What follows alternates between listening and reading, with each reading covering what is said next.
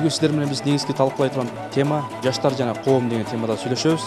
Бир 60 сомго аракты алуу 60 адамдын башын оруткандан көрө 60 сомго аялыбызга эдиси салып койсок бизде 60 миң сурап турат эле. Чалым аякта жүрөсүң. Кел.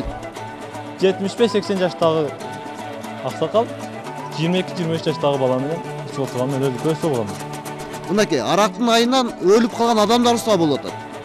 Биздин көчөдө иттин базынан кыздын базы арзан болуп кетти. Мисалы үчүн мен өзүм бойдокмун. Негизи уялган үйлөнгөнүмөн коркомун кээде. Кандай кыз мага жолугат экен, ол кыз бекен, кыз эмес бекен.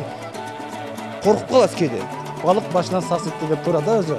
Баш жактагы биринчи баш жактагы тарбия кылыш керек, анан бияка келиш керек. Азыр наоборот алмашып калды. Казан аяк багы илгери үйдө эркек башчы болсо, азыр наоборот аял башчы болуп калды да.